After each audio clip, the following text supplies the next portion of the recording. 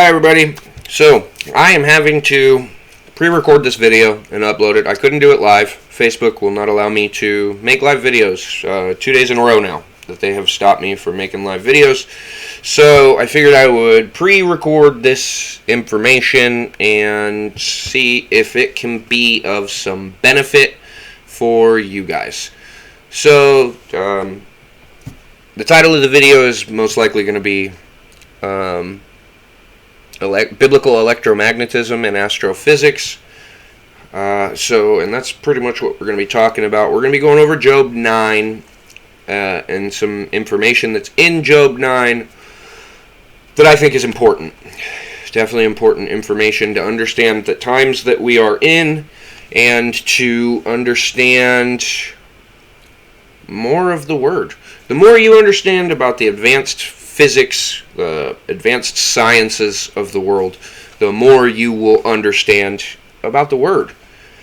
It seems counterintuitive for those of you that are of a flat earth disposition, but it really isn't. And I say this with a heartfelt feeling. You're missing so much of the Word by throwing out anything that is scientific or mathematic. You're missing so much of the Word by trying to limit God to saying that He could only make a giant flat plane for us to dwell on.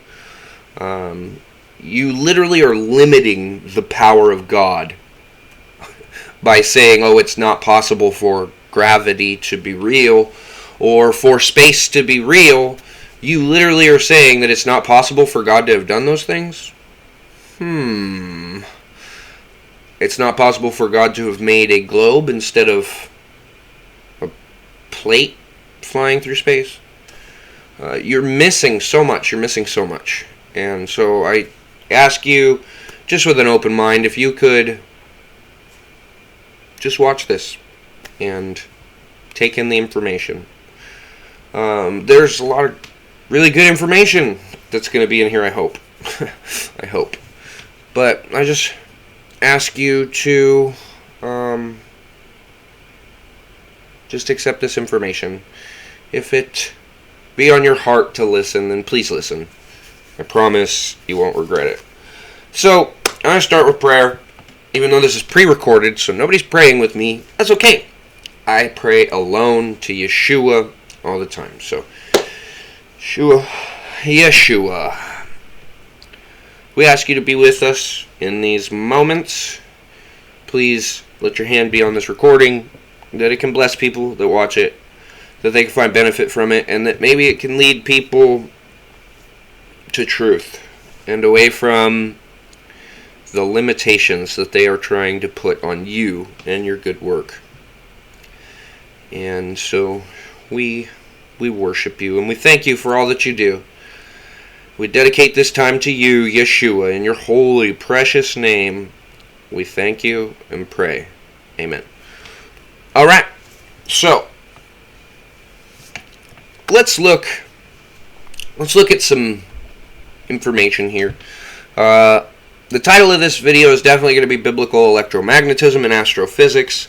Why is electromagnetism important? So, again, I'm just going to try to let Yeshua lead this time, so hopefully it goes in a path that you guys can all follow. But I'm going to start with this. There's a lot of information to cover here, so I have to find a good starting point for your mind to be open to the rest of the information that I present here today. Why is electromagnetism important in the Bible? Why do I believe electromagnetism is important in the Bible?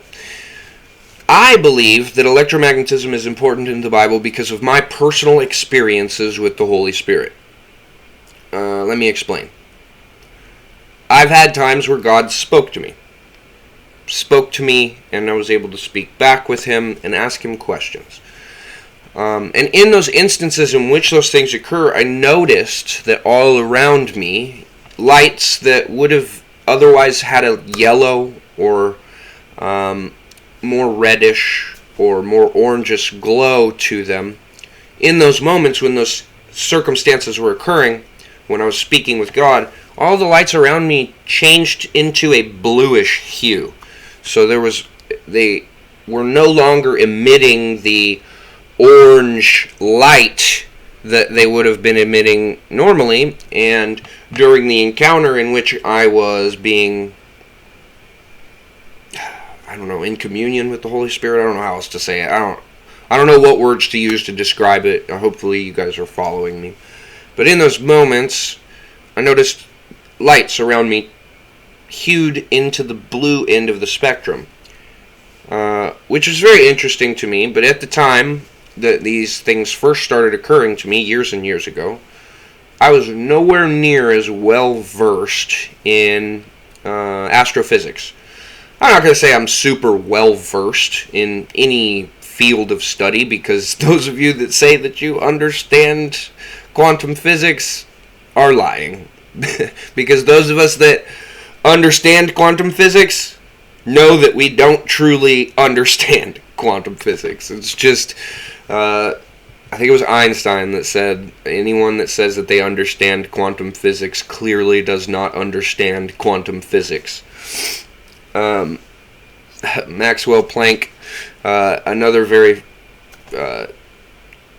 gifted physicist in the early 1900s, actually said some similar stuff as well. But I'm not going to say that I understand anything, but I have a better understanding of astrophysics, quantum physics, string theory, stochastic electrodynamics, and quantized electrodynamics. I have more of an understanding, more of a grasp. So I feel as if in my later years I can understand the things that occurred in the moments in which I was dwelling with God or speaking with God or having an interaction with God. I can understand and see little details of what was occurring and piece it together better now that I understand quantum physics a little better. I don't understand quantum physics, spooky action at a distance, and all kinds of weird stuff, Heisenberg uncertainty principle, Compton scattering, and all of these are things that make quantum physics so truly difficult to understand. Not difficult, just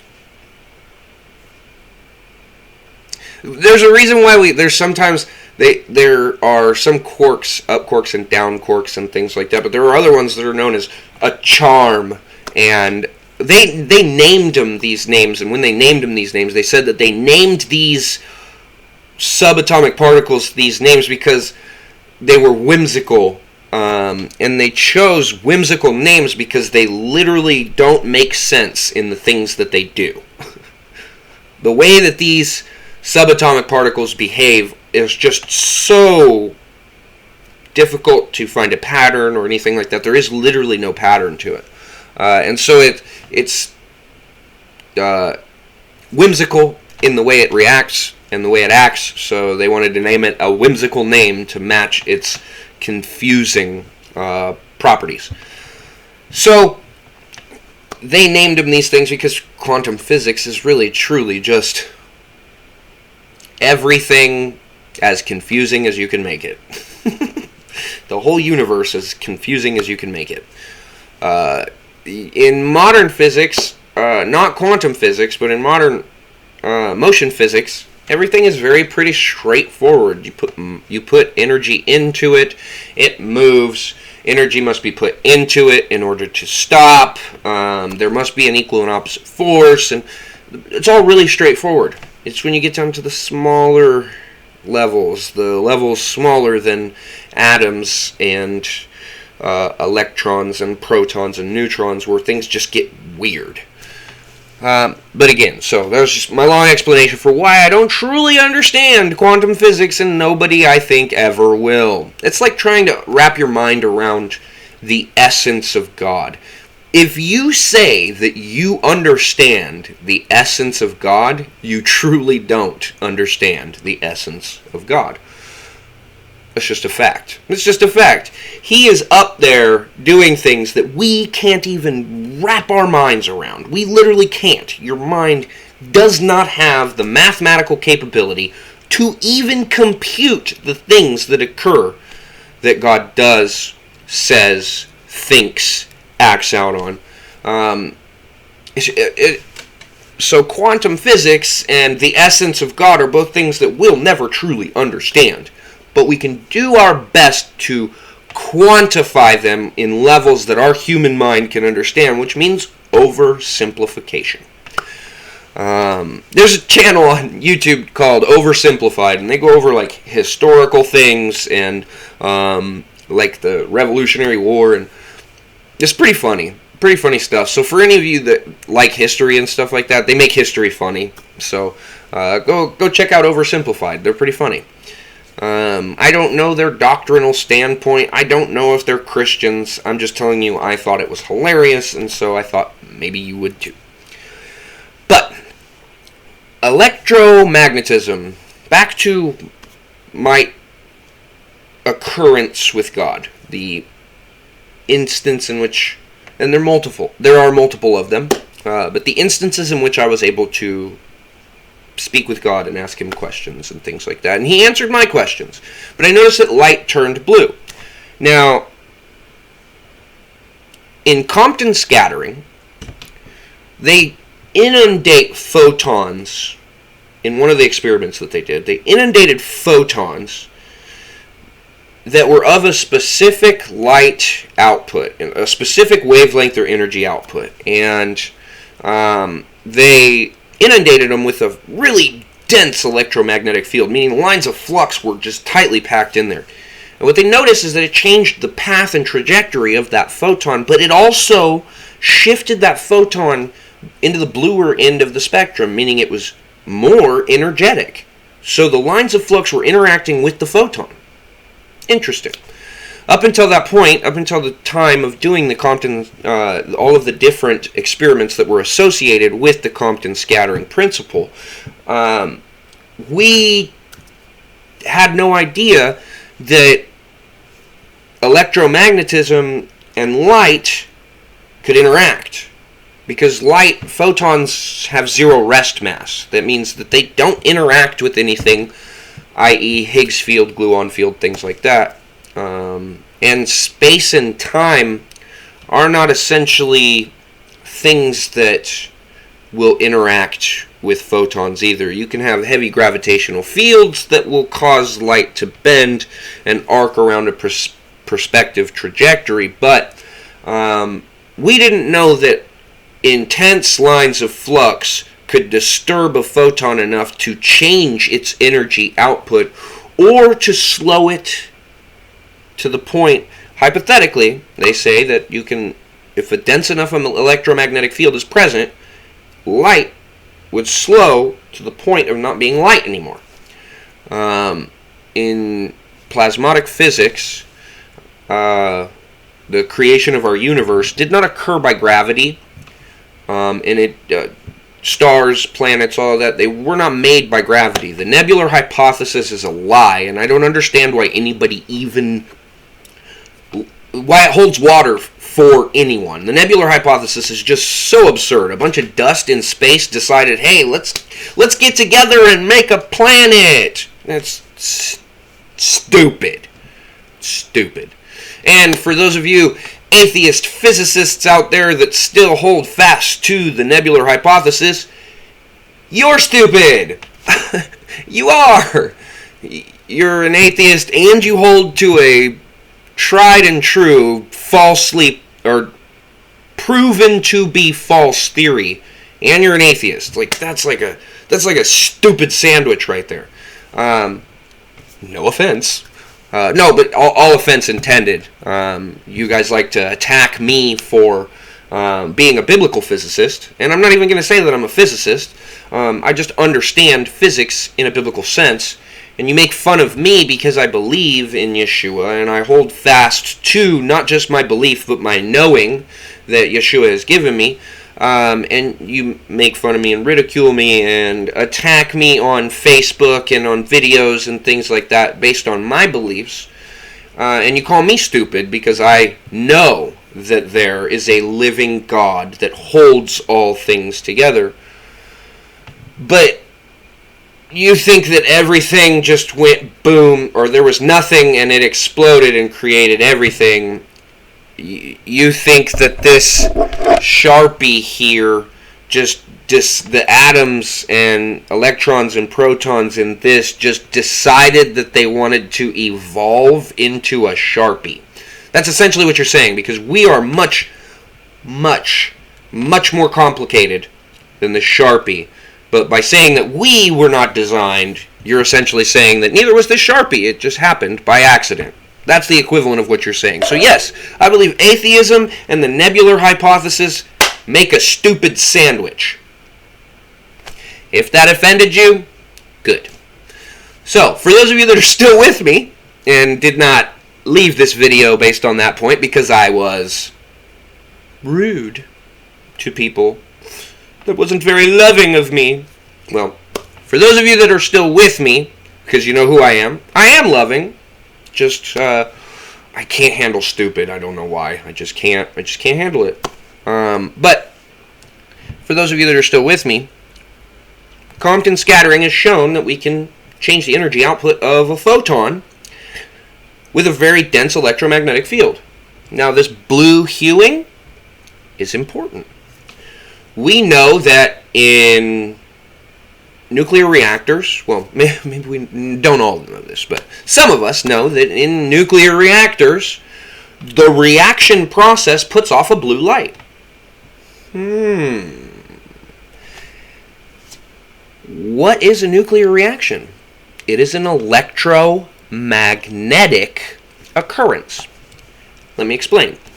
All things in our universe are based on electromagnetism.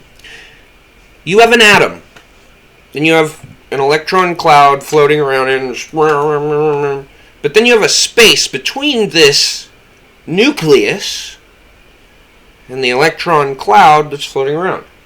Now, this is not an accurate representation. If this is an electron and this is the nucleus, the distance between these two. This is not an accurate representation of size, because if we say that an electron is as big as this dime, then we would have to say that the nucleus of a hydrogen atom, which is a very small atom, would be the size of a football stadium. So that's the difference in size. And the distance difference, if we put those in size comparison, the distance between the electron and the nucleus, where the protons and neutrons reside, the distance between those two, it would be similar to the distance from Earth to the Sun in relative size comparison between this dime and a football stadium as the nucleus. Huge gap of nothing between the electron and the nucleus. Now, what causes things to touch? What is the occurrence that causes things to touch? They don't touch. Electrons smash into each other, or the cloud, the electromagnetic field prevents atoms' nucleuses from touching. Okay? So that is an electromagnetic occurrence. So every physical thing on this planet, in this universe, in order for you to touch it, it's actually electromagnetism that's preventing me phasing through the can. So every atom in the entire universe interacts via electromagnetism. That's interesting. So that means every atom in our universe is based on electromagnetism. That means everything out in space, all of the atoms that are in space out there, are based on electromagnetism. That means all of the universe is built upon electromagnetism. Now we know that from past videos we know that there were 3 distinct sound waves that physicists thought were emitted by the stretching of the universe. And I use this motion because that's what God did. He stretched the universe. We know that as biblical physics-oriented people, and I hope for those of you that watch my videos that you are becoming a physics-oriented biblical person, because it will help you in your understanding. But we know, and the Bible explains, that it was not the creation of the universe that emitted these 3 sound waves, but in fact it was these 3 sound waves that physicists have found and verified. It was these 3 sound waves that actually emitted the universe. So 3 distinct voices came together as one and spoke the universe into existence and stretched it out. Now, electromagnetism is the action in which all things are done. See, when I pick this up, it's actually electromagnetism that is picking this up. When I change hands, it's electromagnetism between my finger and the can here that is preventing my fingers from going through the can, or the atoms and the molecules of my body from going through this can. So, here's another interesting fact. Before we get into the verses here in Job, and I'm going to start to go through Job, and this video may be a bit longer, maybe about an hour long. Before I get into that, I would like to make this premise. Our minds are limited by what we know in our universe. Our minds are limited by tactile touch, measurements, time, and physical things, right? Okay, so when God says that by His hand, right, things are done, enemies are wiped away, my question to you is, knowing that God is not physical in the same sense that we are physical, what would His hand be? I wonder. What would be the thing that God would use in our plane of existence as His hand? When I pick this can up, there's something that's allowing me to pick this can up, right? Something is allowing me to pick this can up. So it's not my hand that's picking the can up, but it's electromagnetism.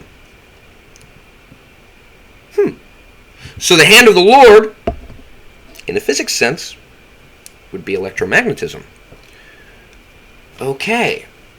Interesting that our entire universe is based upon electromagnetism. Electromagnetism allows hands to do things. Electromagnetism is the hand that's inside of the hand, allowing the actual hand to work, or our physical hand. But God does not need fingers and a palm and fingerprints and bones in His hand. He doesn't need those. So His hand would negate the physical and just be the interaction that's behind the physical. So electromagnetism, in my opinion, and you don't have to agree with me, but electromagnetism is the hand of God. 100%. Now, an interesting fact is that the 3 sound waves that we see in the universe from the stretching of the universe, they're the ones that emitted the universe, and in space we see that these 3 sound waves, which are moving at 57% the speed of light, are actually in space holding nebulas and plasma filaments and sheets in space. It's actually out there holding them together, holding them in their position. Oh, okay, so His hands hold everything up, right? In His hands He will bear you up, lest you dash your foot against a stone. Again, representative of the hands of God, right? In that verse in Psalm 91, it's talking about His angels will give you charge over thee to keep thee in all thy ways. They shall bear you up in their hands, lest thou dash thy foot against a stone. So, we know that from biblical understanding, we know that Angels are when God does things and he wants to do them in a physical sense here, and he'll send an angel. Okay, but that angel is still, when he does things, using electromagnetism to pick things up and move things. And if he does anything in our physical world, the physical interactions that he will do will be based on electromagnetism, i.e. fingers not going through the molecules in this drink. So, everything he does is by his hand. Even if he sends an angel, it's electromagnetism that is the hand of God. The angel isn't the hand of God. It's electromagnetism that is the hand of God. Now, when I have interactions with God where the spirit is real heavy in the area I'm in, and I see Compton scattering occur, and I see that the light is changing based on the lines of flux from a heavy electromagnetic field, and we know that the hand of God is electromagnetism, we know that the spirit operates by this same interaction, i.e. the tongues of fire that came and rested on them when the Holy Spirit came down to dwell upon them. Electromagnetism, electricity, tongues of fire. Now remember, in the time that Yeshua lived, at the time of Yeshua, light would have been more in the orange end of the spectrum. More in the red and orange end of the spectrum. More so than it is today, where we see more blue in our lights. It's just a fact. So, any electromagnetism, if you were to see it, lightning would have been red or orange. Would not have been blue. Nowhere near like we see most lightning is white or blue in today's day and age. Sometimes you'll get really low energy output lightning bolts that will be in an orange or a red, but they're low output. They're very low energy, meaning that they are not highly energized by electromagnetism. Most likely just a discharge from molecules in clouds interacting, and not a discharge from a major plasmodic event. But lightning is plasma. Lightning is electromagnetism. So the tongues of fire that would come down, they would have come down as red or orange tongues of fire. So that's why they would have likened it to fire. But in today's day and age, a lot of the times that I have seen, some of you have, I don't know, some of you Christians out there see little orbs. I've seen some of you talk about it. You see these little either blue or white orbs around people when you see the Holy Spirit moving. I don't know if I've ever seen that, but I've had some of you tell me about it, which is interesting, because a concentration of electromagnetism creates what's called a magnetic orb that's visible. This is physics. It happens. And when you see these orbs, when you're having interactions, and I don't see them, it's not my area of expertise, I fight, I teach, I train, I learn. That's my area of expertise. To lead if I got to fight if I got to. I'm not going to die. That's what I'm good at. Okay? Some of you see things. Some of you understand things better than I do. Some of you have more compassion and love than I do, and that's great. We need you, because I'm kind of weak in the compassion area. So I need y'all to pick me up and carry me. Like I said, I have a sledgehammer of correction. And I come right into your biblical knowledge and just wreck the whole place with a giant 20-pound sledgehammer of correction. I don't know why. But, for those of you that do see the orbs, I'm not going to tell you that you're lying or anything like that, because I've seen some really crazy stuff in my life. Stuff that I couldn't explain. So, who am I to say that that didn't happen for you?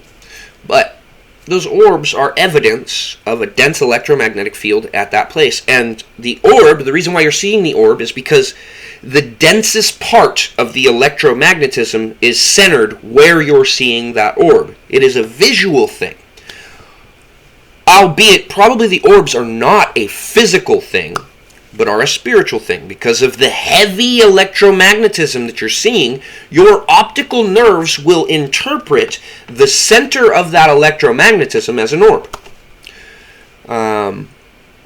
But now that I've gone through 30 minutes of explanation of biblical electromagnetism, let's bring it together in Job. Okay? So I'm going to go ahead and just read through Job, and then I'll stop at a few points, and we'll point out some physics and things in Job 9. So for those of you that are with me, then Job answered and said, "Truly, I know it is so, but how can a man be righteous before God?" Good question. We can't. We're not righteous. "If one wished to contend with him, he could not answer him 1 time out of 1,000. Super true. God is wise in heart and mighty in strength. So, verse number 4, God is wise in heart and mighty in strength, who has hardened himself against him and prospered. He moves the mountains. They do not know when he overturns them in his anger. Key point here, this is specifically talking, removes the mountains, overturns them in his anger. It's either major supervolcanism or an astro phenomenon of like an asteroid hitting the planet. That would be an event that would occur that would cause those things. He shakes the earth out of its place and its pillars tremble. I'll touch on that in a second.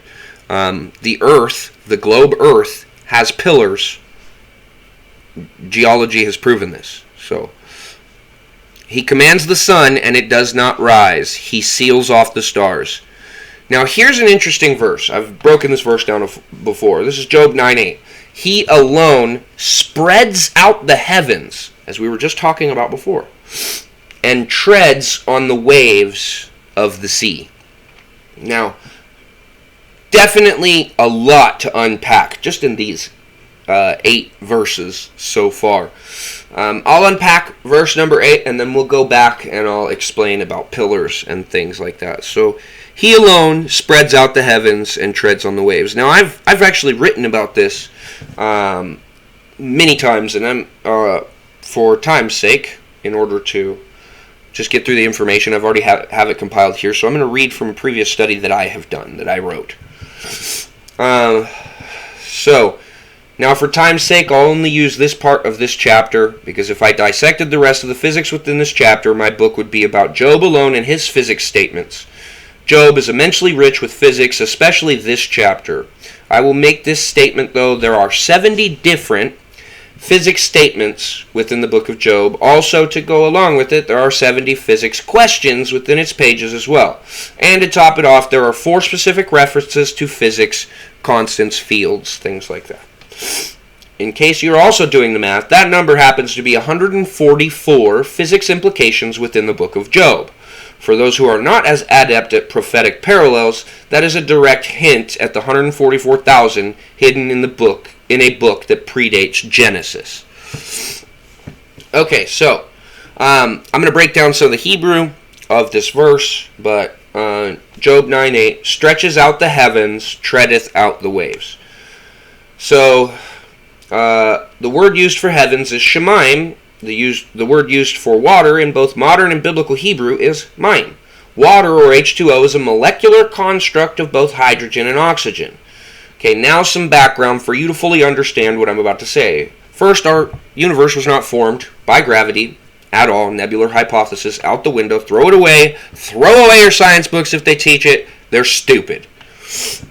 There are 2 basic physical forces that dictate our everyday lives. The first, of course, is gravity, which is real. It's real. Watch. Gravity. Oh no, it happened. It's real. Okay, back to what I'm saying. The second, however, is much less noticeable, but much stronger, and that force is electromagnetism. Modern physics seems to be stuck in a rut created by an outdated hypothesis that gravity formed our universe. Yes, gravity plays a factor, but electromagnetic forces are 10 to the 24th power stronger than gravity. It's a lot of zeros, by the way, 24. Plasmodic physics and recent advances in lab equipment have given us a better understanding of how our universe, galaxy, and solar system were actually formed. Think of our universe as having a giant spiderweb-like skeletal structure, and this structure is made up of giant electromagnetic wires of plasma. They conduct massive electrical currents through them.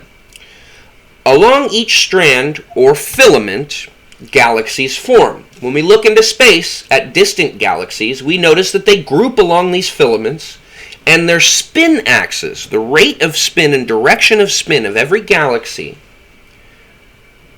are identical. They match each other. If they're connected by a filament, they are connected in rotation speed and rotation direction. They spin the same direction even if they're billions of light years apart. How could gravity cause this from such a great distance? I'll give you a hint. It really can't. We also have noticed the same filamentary structure within each galaxy. With a galaxy, stars actually form along smaller filaments of plasma, like beads on a string. In the lab, we have replicated these findings on a smaller scale. In the lab, we can take 2 or 3 plasma filaments and bring them close together, and they begin to form miniature galaxies from electromagnetism alone, not gravity. Notice the amount of filaments required to form a galaxy. 2 or 3, like the 2 or 3 witnesses that are required for something to be scripturally established. I wonder if the creator of the universe not only used the same outline that he used for his word, but also used it in the creation of our universe. So, I'll leave that topic. Otherwise, this chapter would be only about the physics implications of this statement alone. So, as these filaments interact, they form galaxies. But what about stars? How can they be formed along electromagnetic interactions, like galaxies can? Well, think of a welder. The machine used to weld conducts electricity in high amps to melt 2 pieces of metal together at the contacting point. This is a plasma reaction. It's called arc mode, or an arc reaction. It arcs. Now think of wires in your wall at home. They are insulated to prevent arcs between them and other wires within their proximity from arcing. I think I doubled up on arc in that sentence. If an arc does occur, a house fire will result. The reason for this is the electromagnetic reaction that causes the wires to become plasmodic at the contact point when they heat from the current of electrons flowing between them. Where the 2 wires are touching, a molten mass of wires form, and the 2 arcing wires fuse, glowing as they do. The resulting mass of metal at the contact point continues to get hotter and hotter. If the electrons are allowed to continue to flow, the mass of metal will get hotter and larger. This is the same reaction that forms stars in our galaxy. 2 plasma filaments in space touch and form what is known as a Z-pinch, or a Bennett pinch, to give credit to the discoverer of this interaction. This pinch causes the elements within the plasma filament to drastically heat up and weld the 2 filaments of plasma together. At the contact point, heavier elements like helium, hydrogen, nitrogen, oxygen, and others form as the heat increases. Now, in 2010, Dr. Ed Bordeaux proved mathematically that in the beginning of the creation of our universe, there were only 3 base elements that then heated to form all others. These elements are helium, hydrogen, and oxygen. Helium, hydrogen, and oxygen. H2O, right? There's no helium in water, but there is hydrogen and oxygen, so that's water. The word for stretch is nata. To stretch out, extend, spread out, pitch, turn, incline. To stretch out, extend, stretch, offer. It means stretch. This means to exert your own energy or force and invest it into the object that you are stretching, like a rubber band, i.e., the increased electromagnetic zero-point energy that is building within our entire universe due to this stretching motion. The word for heavens is Shemaim. Heavens, sky, visible sky as the abode of the stars. Heaven as the abode of God. So when Yeshua stretched out the heavens, he invested his energy into it, causing that which we perceive as the building 0-point energy, or Planck's constant, to increase. But along with this, the word for heavens is a representation of the strength of the water, Shemaim, water, the strength of the water, or the hydrogen and oxygen that were present at the building of our entire universe. So, he treadeth out the waves of the sea. This is the second part of Job 9:8. All light has a dual form. It is measured as both a particle as well as a wave, a frequency wave. This is called wave-particle duality. Basically, the photons of light interact with each other, and in the areas of larger numbers of photons, they interact to form a wave of photons.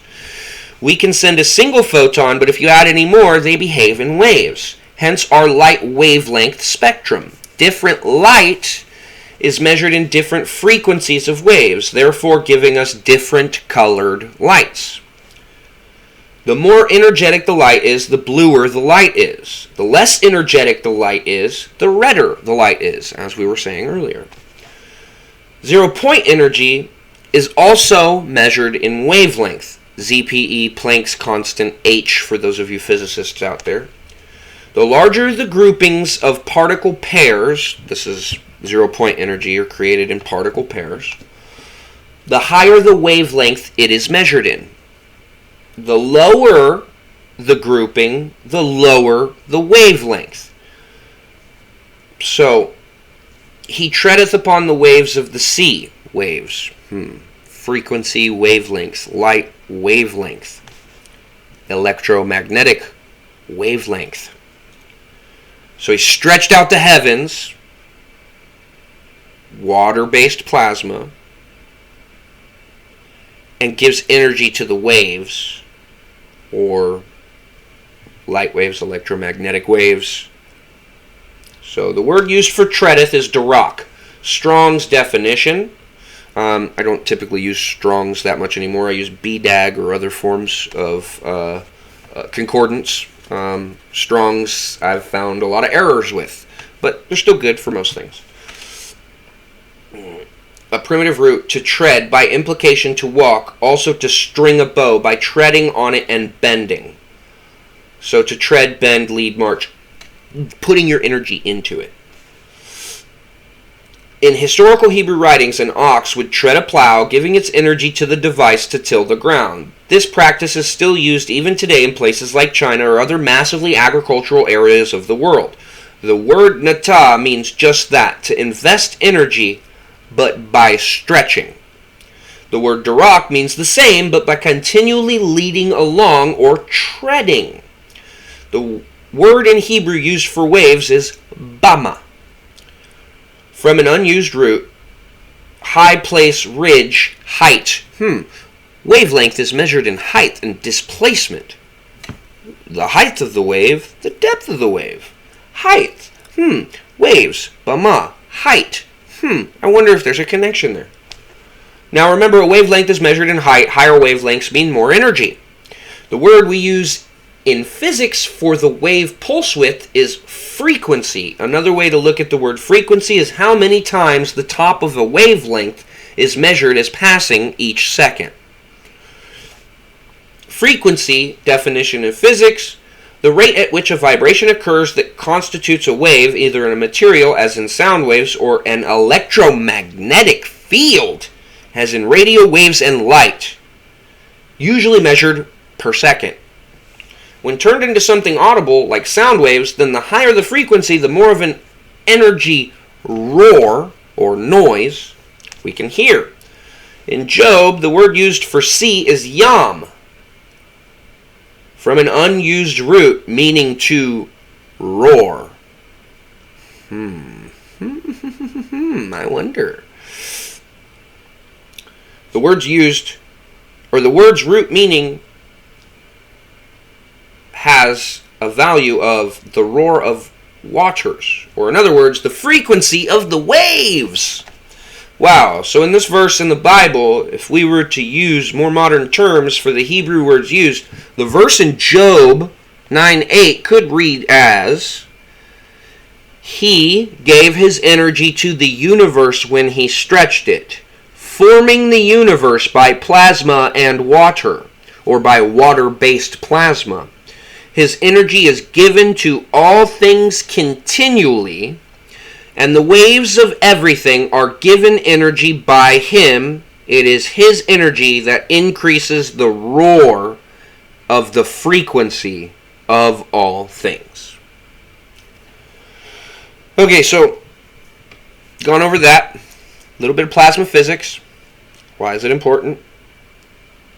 Before I get into the next part that I want to pick apart, which is the pillars of the earth, which is mentioned here in Job, I want to talk about something that recently occurred, which was an Aurora Borealis sighting in Finland. And I will show the image if I can find it. Give me 1 second. Bear with me, please. Okay, so I wonder if you guys can see this well. But this is Aurora. This is the Aurora Borealis. And you'll notice that it zigzags. You'll notice that it zigzags back and forth, but it's one line.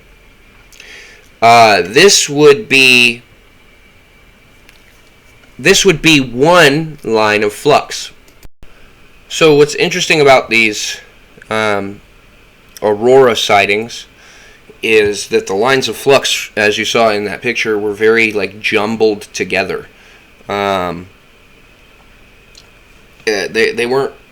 Most aurora, you'll see that they follow a very sloping line. The lights that you see are essentially plasma that is following a line of flux of the Earth's magnetic field. But what you saw in that photo is that they're completely jumbled together. It looks like they're tangled. This type of aurora isn't super common. And that's actually really, really uncommon, especially for it to be as white as it is, or closer to the blue end of the spectrum. This is a sign, from what I've studied of the sun and coronal mass ejections, this is a sign that conflicting magnetic fields are occurring on a large mass body, and they're interfering with the magnetic fields of anything that is orbiting that large mass body, i.e. our sun.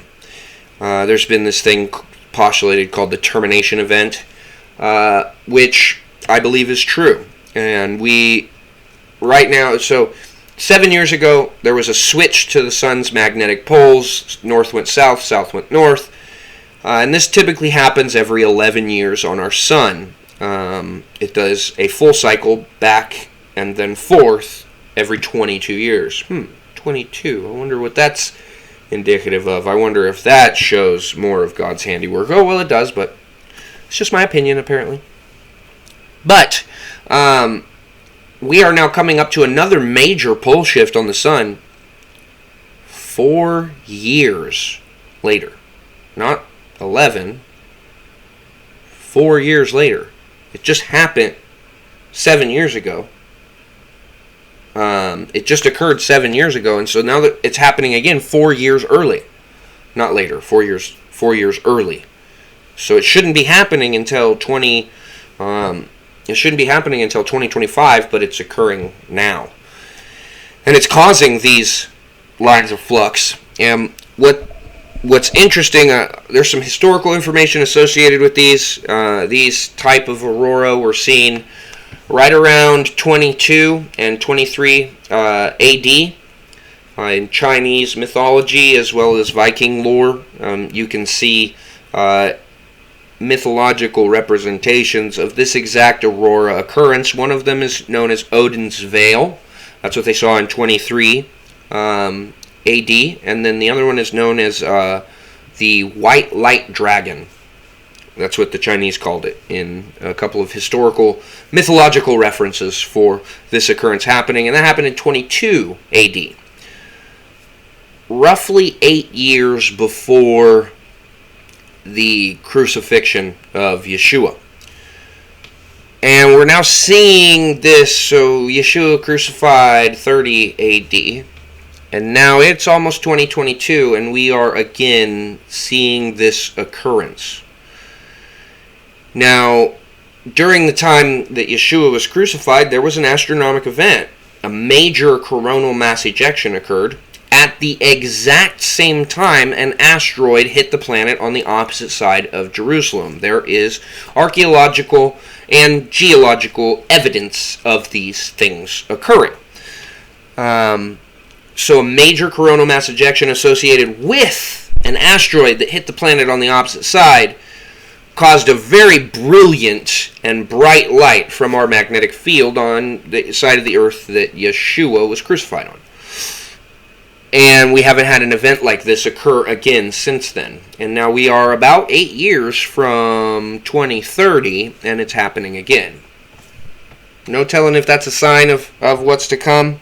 Wow, my arm is really dirty. Sorry, well, I had to pause the video for a second and go work on my air conditioner because it's the drain tube is not draining. So when I get done with this video, I have to go take care of that as well. But it's interesting that this event is occurring now. And because this event is occurring now, and it matches about the same date range difference from Yeshua's death as we are from 2030. Not trying to set any dates, I'm just telling you what the physics says. So, very interesting fact. Just wanted to share that all with you. Now, let's go back to Job 9, and I'm going to touch on another verse in Job. Here we go. He shakes the earth out of its place, and its pillars tremble.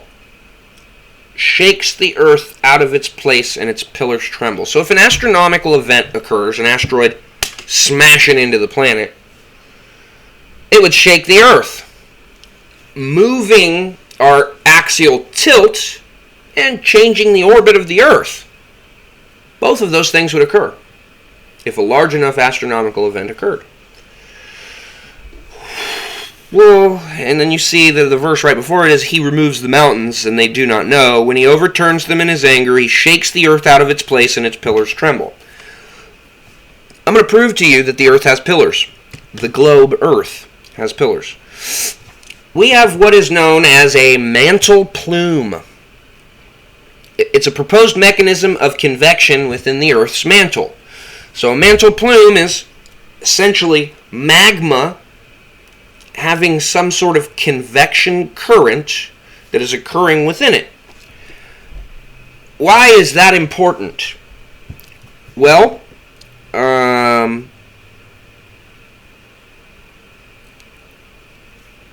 the reason why a mantle plume is important is typically what you see in designs for convection ovens, and I'll bring this up. What you'll see in the design of a convection oven is that it will create currents for convection around things that are known as convection pillars. Solid body convection pillars will link each one of the selections of the convection electrodes around the magnetic plate that they use to create the convection. But it will have little things that are either known as stators or pillars that go between each of the electrical currents. So,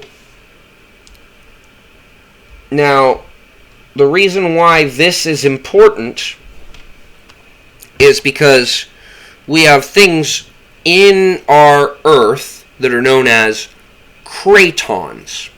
So cratons are pieces of continents that have been stable for very, very long periods of time, and as Earth's plates drift along, mountains periodically rise and fall, plate boundaries appear and disappear, but cratons are essentially the cores of each one of our continents. And they have a pillar, a corresponding pillar, that is solid, that goes from the mantle all the way down and connects with the inner core, which is solid. Now, these cratons make up the mass of each one of our continents.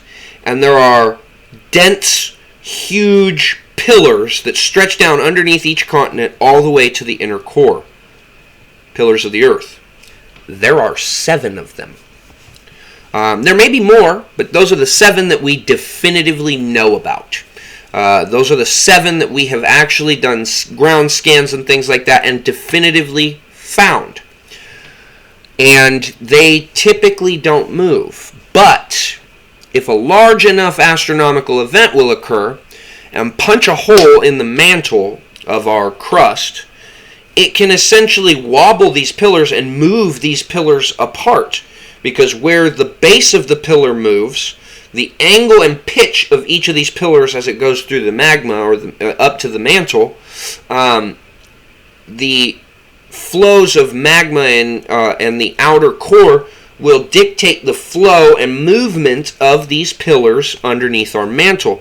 Well, if you punch a hole, the area where that hole is, all of that magma has to move somewhere. All of that mass, all of that displacement has to move somewhere, and it's going to move continents apart.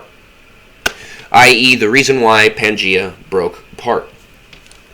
But we do have pillars. We 100% do have pillars underneath the mantle of our Earth. And another reason why this is of such importance is because in Job you see it talking about he removes the mountains and they do not know. When he overturns them in his anger, he shakes the earth out of its place and its pillars tremble. That would literally be the definition of a huge displacement causing pillars to vibrate and tremble apart. And that would be the separation of the continents. Okay, so I'm at 57 minutes, 13 seconds. I'm going to go ahead and stop this video here. I hope this information was valid for you. I will pick up on this series a little bit more about electromagnetism and astrophysics in the Bible and why it's important. There are many, many different areas of study that will associate with this and many different verses and chapters that will associate with this same bit of information. I am going to end this with a little bit of a prayer. Thank you, Yeshua, for this time, for this information, and thank you for the eyes of those that are watching to see, the ears of them that are watching to hear. And for those that have blinders or scales on their eyes, please just scratch those scales off their eyes and let them see. In Yeshua's name, we praise you and thank you. Amen. Okay. 58 minutes and 7 seconds. Hope you guys have a good day.